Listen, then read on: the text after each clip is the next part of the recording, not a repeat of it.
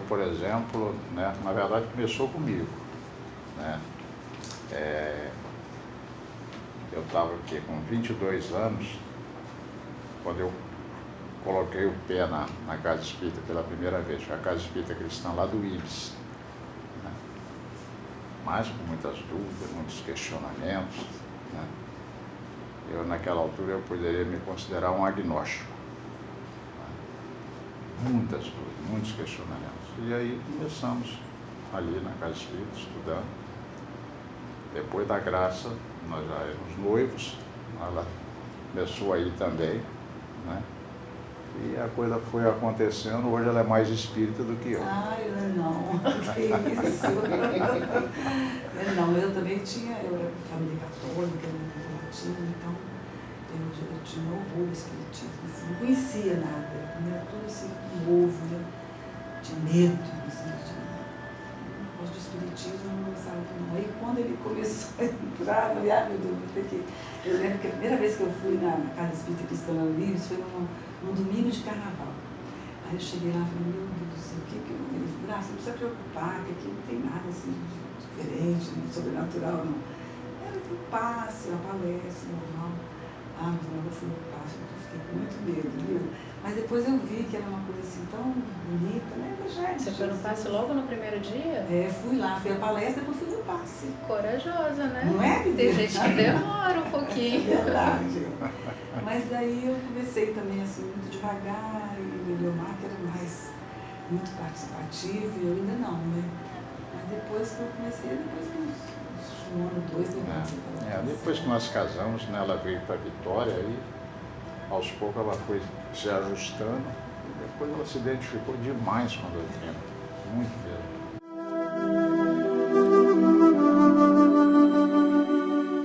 É uma história longa demais, né? Talvez a gente tenha que encurtar. Na verdade, tudo começou quando eu vi um caso de uma senhora no hotel que eu morava que me despertou uma curiosidade acima do normal. Eu nunca podia imaginar que aquilo ali viesse me despertar um interesse tão grande. Porque eu já tinha minhas propostas de explicar aqueles fenômenos, aquelas situações que ela vivia. Era um quadro psiquiátrico, inclusive. E eu fiquei muito impressionado quando eu vi ela ter um resultado satisfatório através, né, de uma casa espírita, mas que não era nem nos moldes de Kardec, uma casa de Umbanda. E eu fiquei muito chocado com aquilo, porque não conseguia entender como é que aqueles rituais podiam trazer mais resultado do que uma terapia de um Dr. Laélio, que era a sumidade na época de Vitória. Aquilo me deixou mais impactado do que eu gostaria.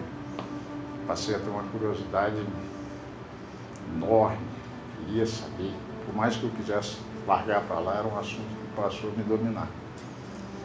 E aí chegou um ponto que não tive jeito, tive que procurar realmente o espiritismo, porque foi um assunto que passou a ocupar a minha mente mais do que eu desejava. Tinha muita, assim, quase angústia mesmo. E ao mesmo tempo questionamentos sobre Deus, começaram a surgir uns questionamentos sobre Deus incríveis. Eu era católico tradicional e de repente aquelas coisas, começar a questionar a justiça de Deus, achar que Deus não poderia existir porque não conseguia entender a lógica dele. Então criou aquela coisa embolada e eu tinha que ir para o espiritismo. E aí eu já tinha estudado nessas alturas um pouco de parapsicologia, aí piorou um pouco mais. Porque era uma parapsicologia um pouco tendenciosa, né, que tentava mostrar que o espiritismo não existia. Só que ao invés de me convencer que o espiritismo não existia, me mostrou coisas que eu nem suspeitava que existiam de fenômenos. Aí eu fiquei mais curioso ainda. Aí passei a questionar tudo, querer saber tudo. Foi um período assim meio difícil, com muita busca. Mas a partir daí, né, a gente começa a estudar, as coisas vão chegando lá. Depois de muito estudar esse assunto, eu cheguei à conclusão seguinte: mediunidade é um fenômeno da natureza. Kardec foi um cientista nessa hora. ele descobriu uma lei da natureza igual você tem outras leis descobertas por outros cientistas no campo da matéria. Só que ele foi no campo espiritual, né? Então, eu gosto, às vezes, de estabelecer até esse paralelo. Isaac Newton, né, observando a queda de uma maçã, deduziu uma lei da natureza, né, lei da gravidade, estudou profundamente isso, matematizou o fenômeno e isso fez com que a ciência nunca mais fosse a mesma. Kardec observou um fenômeno ao inverso. Ao invés de algo caindo, era algo subindo, era uma mesa levitando, né? Só que um fenômeno muito insólito, respondendo perguntas, e ele então, né, com muito critério, como ele é próprio dele, ele acabou descobrindo uma lei da natureza. Então, a mediunidade é uma lei da natureza. A gente pode ou não aceitar isso, mas é uma lei da natureza. Quer dizer, Kardec descobriu que existem dois planos de vida. O plano material e aquilo que a gente chama de mundo espiritual. Inadequadamente, segundo Kardec, falta de um vocabulário mais adequado, porque também é um mundo material, só que numa outra dimensão. E aí, esses dois mundos, eles não estão separados como alguns querem, alguns religiosos desejam. Kardec descobriu que eles interagem um com o outro o tempo todo. Por isso que ele fala que a influência dos espíritos em nossas vidas, os espíritos responderam para ele, é mais do que a gente supõe por causa dessa conjugação. Então, quer dizer, a mediunidade é um fenômeno natural. Todos nós temos uma possibilidade de sofrer essa influência num grau qualquer. Agora, algumas pessoas têm isso de forma mais acentuada. Isso é um fato, não dá para fugir disso. E Kardec, sempre orientado por critérios científicos, ele chegou à conclusão, e os espíritos afirmaram para ele, que o médium ele tem essa faculdade radicada no organismo. E isso é muito importante, porque tem pessoas que acham que a mediunidade é uma coisa totalmente mística, que depende de desenvolvimento no sentido espiritual. Não. Isso é uma questão de direção que você dá. A mediunidade, ela está radicada no organismo.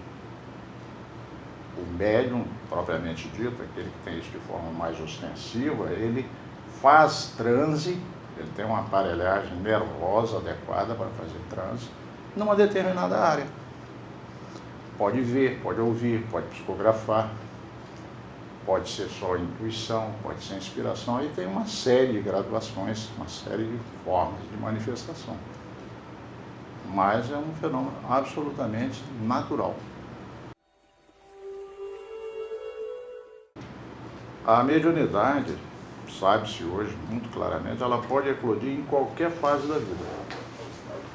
Tem pessoas que têm a eclosão na infância, outros na puberdade, depois outros na juventude, mas até na velhice se verifica isso. Pessoas que não têm um quadro mais específico de mediunidade a vida toda, e às vezes na terceira idade pode aparecer. A explicação básica é a seguinte: você não tem uma mediunidade que aparece de uma hora para outra. Você tem isso em germe, isso está latente. Você traz dentro de você um potencial, né? Se você não tiver esse potencial, nada vai fazer com que você seja médium. Kardec estava rodeado de médiuns o tempo todo, aquela situação toda, mas Kardec não via os espíritos, ele não ouvia os espíritos. Não tinha essa característica dentro dele. Ele precisava mais da mediunidade intuitiva, né?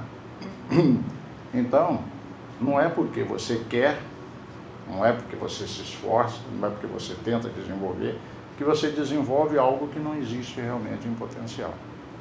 Então é um potencial mesmo. Só que ele pode ficar, por algum motivo, ele pode ficar, né, como se fosse num estado de hibernação ali. Alguma coisa pode fazer com que isso venha para a superfície. Em alguns quadros, é o processo obsessivo que faz com que isso aflore, principalmente na chamada mediunidade de prova. Normalmente, quem faz o quadro da mediunidade aflorar é o obsessor. Ele passa a ser, a partir daí, um benfeitor. A longo prazo, o indivíduo consegue ver isso. mas podem ser várias circunstâncias. Veja bem, os Espíritos lá no Livro dos Espíritos disseram que os fatos corriqueiros da nossa vida não estão previstos, não são determinados previamente. Correm por conta das circunstâncias das nossas ações, mas os quadros mais relevantes, eles são previstos. Então, quando a gente, antes de reencarnar, coisas muito importantes são trabalhadas. Pode ser de uma forma consciente ou não. O indivíduo pode até não ter participado muito, mas houve uma programação. Então, coisas relevantes. Por exemplo, casamento é uma coisa relevante. Profissão é uma coisa relevante. Religião é uma coisa relevante. Logo, se a pessoa tem uma programação para trabalhar na mediunidade, isso também é relevante. Então, há sim programação. Como a gente vai verificar que muitos médiuns não têm essa programação. Eles têm mediunidade, mas não estão programados, não têm uma tarefa provavelmente programada na área da mediunidade. Às vezes até por circunstâncias. O indivíduo, mediunidade é um fenômeno natural. O sujeito reencarna num país onde nem espiritismo tem. E não há a menor chance dele vir a exercer lá. Ou, vamos ser tão drástico, mas muito difícil dele ter uma iniciação. Então, tem que entender primeiro isso. Mediunidade é um fenômeno humano. Não é um fenômeno espírita. Separar. É um fenômeno humano. Se você for dentro da igreja católica, você vai ver vários médiuns. Se você for dentro da igreja protestante, também. Mas se você for na empresa, também. Qualquer lugar. A partir da hora que você estuda a mediunidade, você consegue identificar. E a maioria das pessoas tem isso de uma forma inconsciente. Elas não têm ciência. A não ser quando o quadro é muito dramático. A pessoa começa a ver os espíritos, começa a ouvir, começa a ter uma série de distúrbios orgânicos muito graves. Então, muitas vezes as coisas ficam mais fáceis de identificar, mas na generalidade não.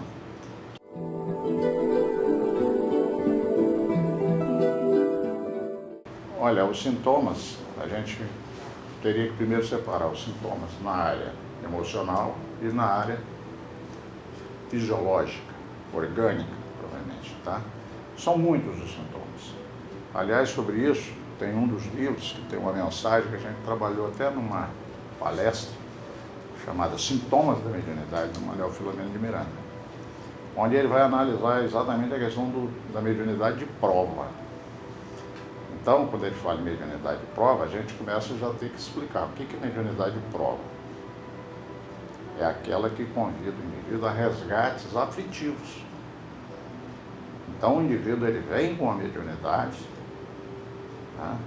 Mas como uma possibilidade de trabalho para ele resgatar situações de um passado que não foi nada brilhante. Então, aí é a mediunidade de prova. Você tem um médium natural. Ele não tem aqueles sintomas clássicos da mediunidade de prova. No médium natural, a mediunidade é o que é um fenômeno. O indivíduo vê, ou ele ouve, ou ele tem intuições, mas isso não traz nenhuma perturbação na vida dele. Mas esses casos são raros. O que a gente mais vê é o médium de prova. Aquele que mais comumente chega na casa espírita é o médium de prova. Quer dizer, não há mérito nessa mediunidade. Ela é uma concessão divina. Você não conquistou esse poder. Ele lhe é dado como uma oportunidade de trabalho. Como não é uma conquista natural, por um crescimento espiritual, tipo um Francisco de Assis, que tinha isso de forma natural. E alguns outros mais que têm isso de forma natural. Como não se trata disso, é na verdade alguém que criou problemas graves no passado, se comprometeu com várias dificuldades, às vezes crimes, coisas assim, e traz a mediunidade como uma oportunidade de trabalho, ela não eclode normalmente de forma tranquila. E geralmente quem comparece para fazer essa eclosão é quem? O obsessor. que acaba sendo um benfeitor. Nós estamos sendo repetitivos. Então, quais são os sintomas por conta dessa sintonia que não é positivo, digamos assim?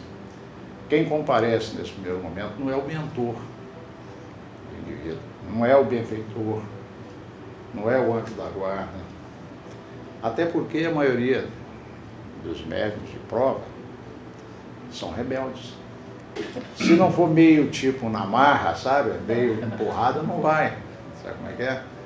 Então, benfeitor não serve muito para isso, porque benfeitor não gosta de ficar constrangendo. Não gosta, não. Não é da característica do benfeitor. Constranger, ficar insistindo e muito menos perturbando. Mas o indivíduo com convite não vai. Então, quem que comparece? Né? Aí vem esse amigo chamado obsessor. Eu falo, sempre vou repetir, que o obsessor merece um beijo na testa.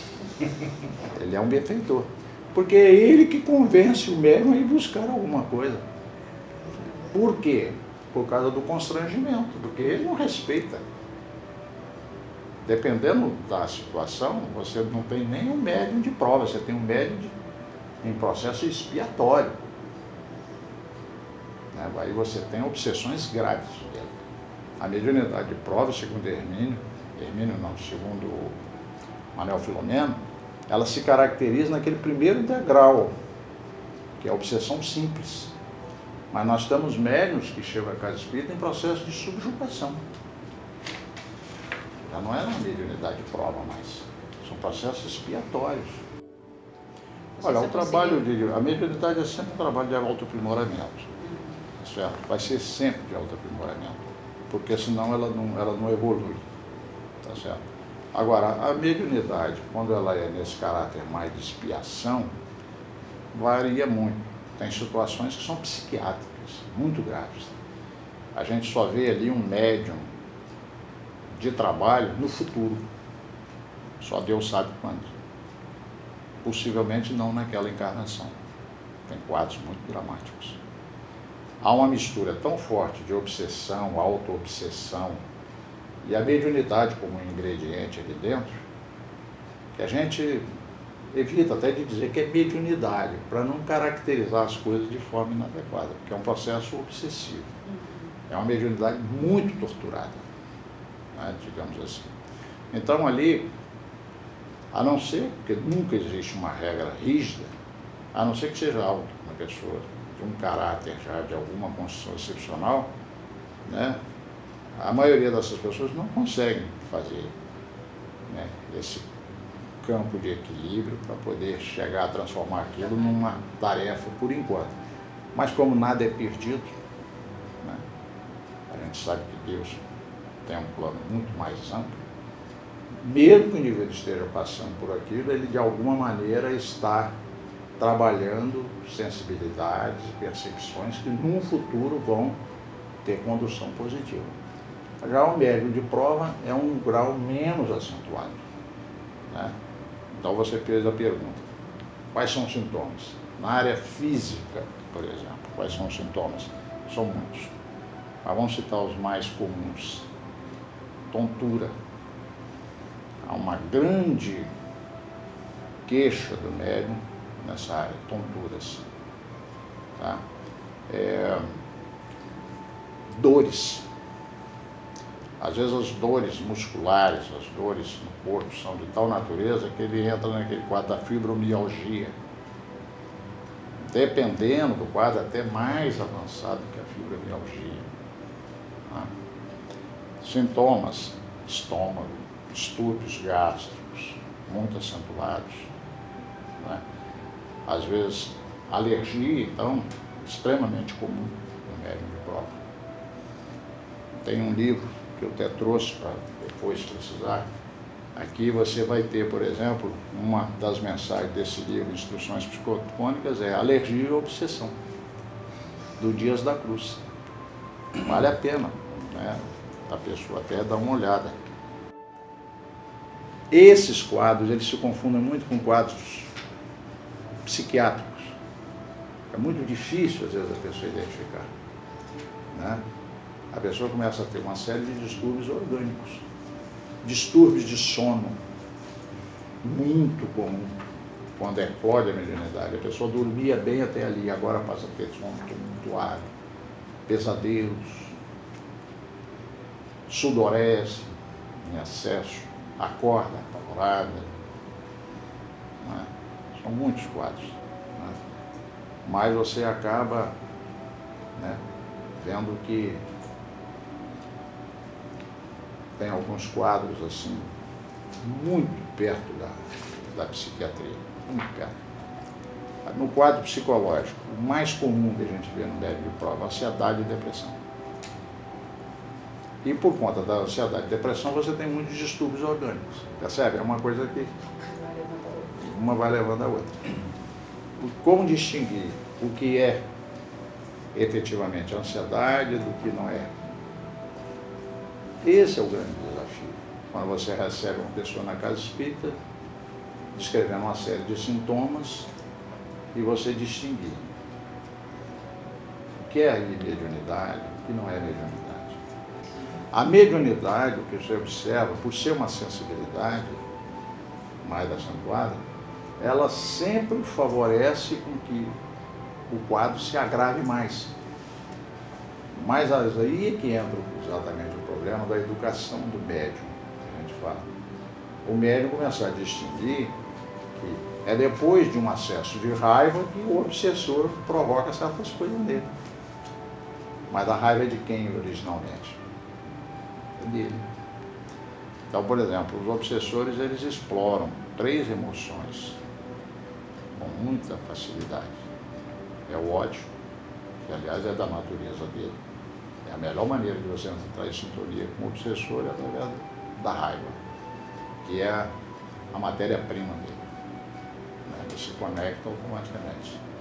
Uma outra emoção que dá muita conexão com o obsessor é o medo.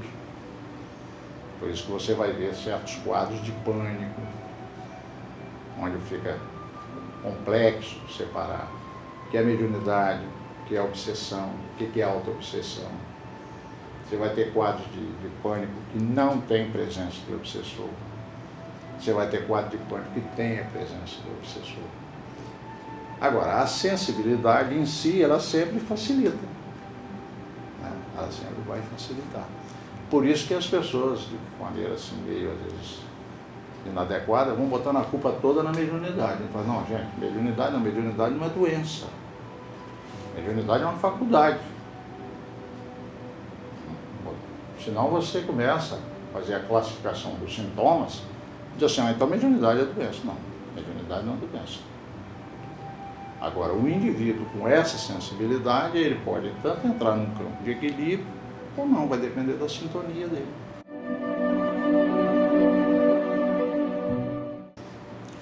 Pela natureza da comunicação. Isso Kardec foi muito claro. Pela natureza da comunicação. Então, você distingue se é um benfeitor ou um espírito brincalhão, zombeteiro, que engana, pelo teor da comunicação. Você tem que observar muito. Estudo observa. Então, o grande problema de distinguir o que é seu e o que não é seu, está lá no Livro dos Médiuns. Kardec, quando perguntou sobre isso, ele não usou a palavra animismo, porque animismo foi uma palavra cunhada por ele. Quem cunhou essa palavra foi o Aksakov. Do mesmo jeito que ectoplasma também, Kardec lidou com ele, não muito, mas também não cunhou essa palavra. Quem fez isso foi Richer, tá? Bem depois. Mas o fenômeno já existia. Então Kardec percebeu que havia uma influência do médium nas comunicações. Por isso que ele tem um capítulo específico sobre isso. E isso é animismo. É um estudo que você tem dentro do Livro dos Médiuns sobre animismo. Mas Kardec fez essas perguntas sobre o animismo já antes, lá no Livro dos Espíritos. Tem um capítulo específico só sobre animismo. Quando ele fala da emancipação da alma. São fenômenos anímicos. Então, o médium, a primeira coisa que ele precisa é estudar. Senão ele fica completamente perdido. Ele já está meio perdido, já está com a cabeça atrapalhada, né? E se ele não estudar, ele fica perdido. Afinal de contas, isso é meu, não é meu, o que é meu, o que não é. Primeira orientação: não coloca um médium em reunião mediúnica. Ele passa necessariamente primeiro pelo estudo. Ele precisa saber, precisa discernir. Mas isso não é suficiente. Isso não é suficiente. Ele pode estar num processo obsessivo. Então você tem que tratar a obsessão. Só que tem pessoas que acham que tudo é mediunidade e que a solução é reunião mediúnica e jogam vida na reunião mediúnica. Ele fica todo atrapalhado. Ele nem sabe direito o que é mediunidade, do que não é, não sabe o que é animismo, não sabe distinguir as coisas que ocorrem com ele. E de repente ele vai vivenciar um fenômeno com muita intensidade. Primeiro estudar, primeiro conhecer.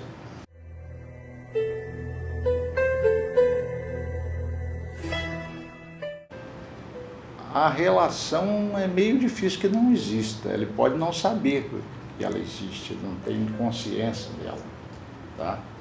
Mas a mediunidade, tá? A possibilidade de numa reunião mediúnica você entrar em sintonia com entidades perversas, entidades viciosas, entidades que gostam de enganar as pessoas, tem todas as possibilidades. Por isso que Kardec fala, só tem um jeito, você tem que deixar o fenômeno acontecer, mas não tomá-lo como verdade. Por isso que existe o critério que eu chamo de critério Erasto. No Livro dos Médiuns ele vai dizer o seguinte: você rejeita 10 verdades, que isso é menos prejudicial do que aceitar uma mentira. Ou seja, ele está dizendo que você precisa analisar. E se a entidade não gostar que você analise, ela já está dizendo quem ela é. Tá? Porque os benfeitores, eles não só estimulam, eles dão toda a força para que você faça isso. Porque eles não têm nada para perder, eles não têm nada para esconder. Mas o obsessor, o mistificador, não, ele tem. E é interessante, o Kardec ele é tão bom nisso que ele diz o seguinte: você pode ser enganado. Por quê? Porque pode vir um espírito muito esperto, muito sagaz, e dar uma comunicação por você perfeita. Então, você passar pelo crivo da razão, não tem nada errado. Aí ele dá uma segunda também, uma terceira, aí você começa a dizer: isso é meu benfeitor. Aí é lá na quarta, ou na quinta, ou na 10ª que ele começa a colocar algo que é esquisito. Mas nessa altura você já se desguarneceu. Por isso que o Erasto diz o quê? Passar pelo crivo da razão sempre. Você pode ser médium há 30 anos, psicografa há 30 anos. Você tem que passar a sua psicografia pelo crivo da razão 30 anos depois. Não tem época. Então, esse critério que Kardec passa, ele é fantástico. E muitos médiuns não têm essa atenção para isso.